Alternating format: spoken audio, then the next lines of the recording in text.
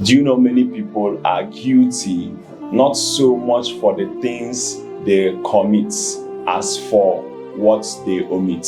Now, the book of James chapter 4 verse 17 said, therefore the one who knows the right thing to do and does not do it, it is a sin. So brother James tried to shed more light on certain misconception about sin.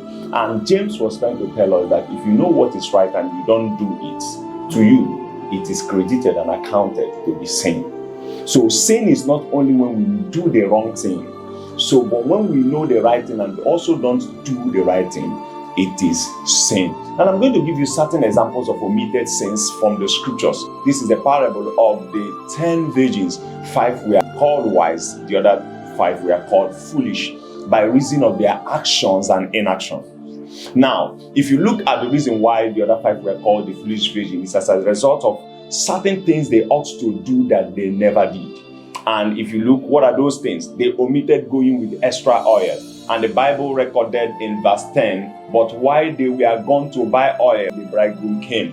Then those who were ready went in with him to the marriage feast, and the door was locked.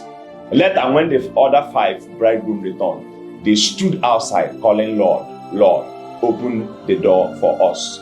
But he called back, believe me, I know you not. Now, the reason why they were locked out of the marriage feast was as a result of omitting to go with extra oil. Now, another parable from this Matthew chapter 25 also is the parable of the unfaithful steward. The unfaithful steward refused to use the God-given talent that the master gave him. And if we also read from verse 14 down concerning this unfaithful steward, we will see some of the consequences of his action. One was given 2 talents, the other one was given 5 talents, and they transacted with it. The one that was given 5 talents replicated 5 more and received 10. And the master of the house told him that for doing this, he said that I will give you more responsibility. And the other one transacted and replicated 2 more, and it became 4. He said also, for doing it, thou good and faithful servant.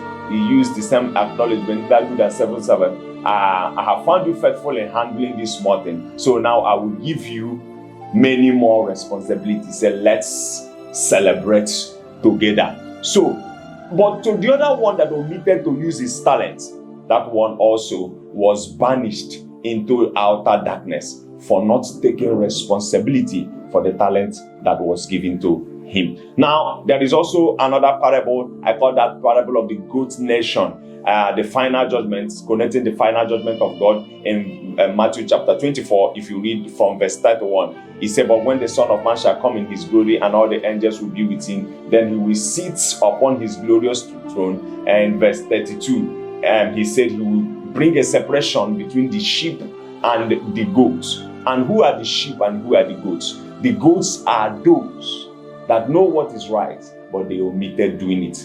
They said, let us read verse 35. He said, for I was hungry and you fed me, and I was thirsty and you gave me drink. I was a stranger and you invited me into your home. I was naked and you gave me clothes. I was sick and you cared for me. I was in prison and you visited me. Then these righteous ones will reply, Lord, when did we ever see you hungry and feed you, or thirsty and give you something to drink, or a stranger and show you hospitality, or naked and give you clothes? When did we ever see you sick or in prison? He said, and the Lord of the house responded and said, when you did it to the little ones among you, you are doing it unto me. But the goats, the reason why they were cast out into outer darkness and banished for eternal punishment is because they knew what is right and they did not do it. So that was the reason. He was sick and he was in prison.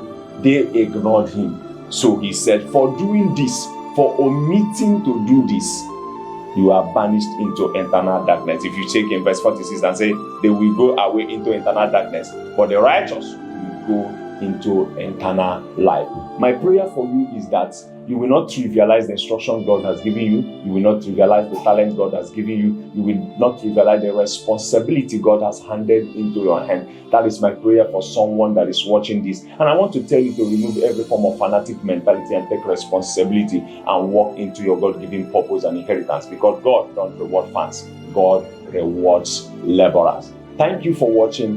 God bless you in Jesus' mighty and precious name. Shalom.